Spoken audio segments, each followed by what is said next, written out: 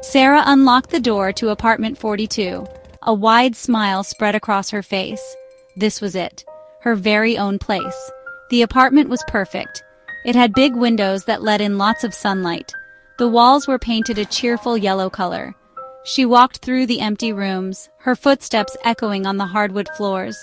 She could already imagine her couch in the living room. Her favorite posters would go on the bedroom walls. It felt like a dream come true. A brand new start in a brand new place. Nothing could possibly go wrong here. She was sure of it. After a long day of unpacking boxes, Sarah felt tired but happy. The sun had set, and the apartment was quiet. She ordered a pizza and ate it on the floor, surrounded by her belongings. The city lights twinkled outside her window. It was so peaceful, so calm. She thought about her old apartment, the one with the noisy neighbors and the leaky faucet. This place was a huge upgrade. She yawned, stretching her arms above her head. It was time for bed. She couldn't wait to wake up in her new home, ready to start her new life.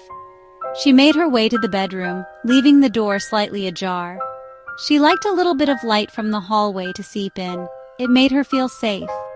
She snuggled under the covers, her eyes feeling heavy. The silence of the old building was comforting. It was a deep, restful silence. She closed her eyes, a contented sigh escaping her lips.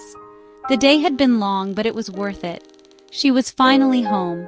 In just a few moments, she was fast asleep, dreaming of painting walls and hanging pictures in her perfect new apartment.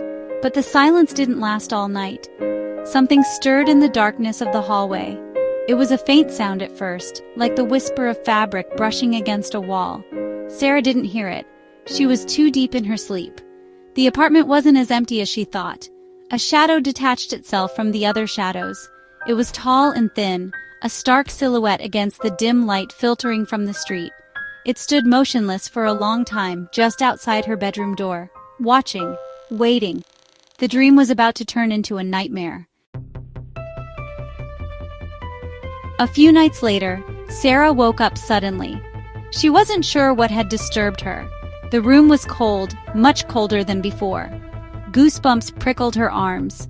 She sat up in bed, her heart thumping a little faster. She looked toward the hallway, and that's when she saw him. At the far end of the hall, near the front door, stood a figure. It was a man, pale as a ghost. He was just standing there, staring. The worst part was his smile. It was a huge, unnatural grin that stretched from ear to ear. It looked like it was carved onto his face. Sarah blinked. Was she dreaming? She rubbed her eyes and looked again. He was still there, the man in the hallway. He didn't move a muscle. He just stood there, grinning at her. A chill ran down her spine. Who was he? What did he want? She pulled the blankets up to her chin, her eyes wide with fear. She watched him for what felt like an eternity. Then, as slowly as he appeared, he seemed to fade back into the shadows. One moment he was there, the next, the hallway was empty. Sarah didn't sleep for the rest of the night. The next night, she saw him again. This time, he was closer. He was standing in the middle of the hallway. His pale face seemed to glow in the dark. And that smile. Oh, that horrible smile. It was wider now, more menacing. It showed too many teeth. Sarah's breath caught in her throat. She wanted to scream, but no sound came out. She felt frozen, trapped in her own bed. He was getting closer. Each night, he took a few more steps down the hall, his grin growing wider and more terrifying. She knew he was coming for her. She tried talking to her neighbors about it. She knocked on the door of the apartment next to hers. An old woman with fearful eyes answered. "You've seen him, haven't you?" The woman whispered, her voice trembling. The grinning man.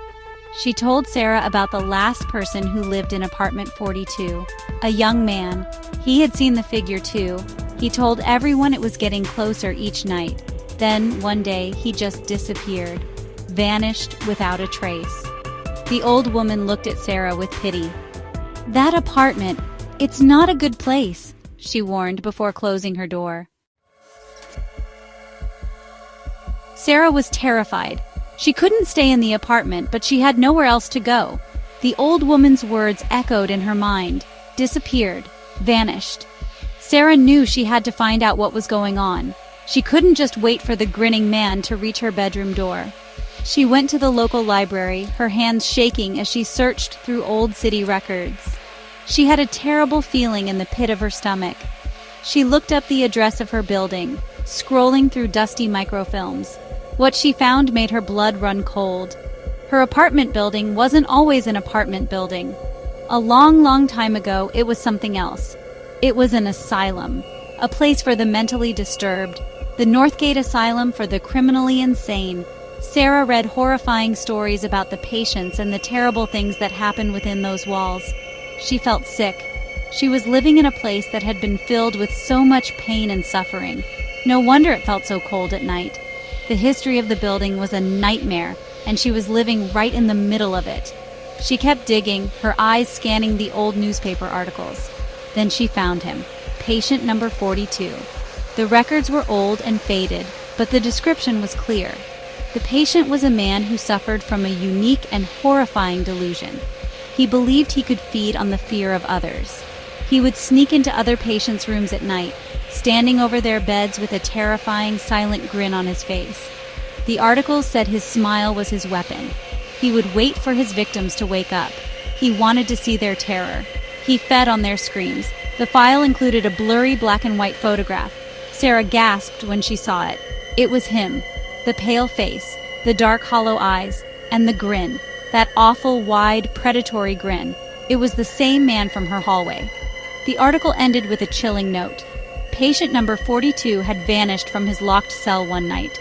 He was never found. He had lived in the room that would one day become her apartment. Apartment 42.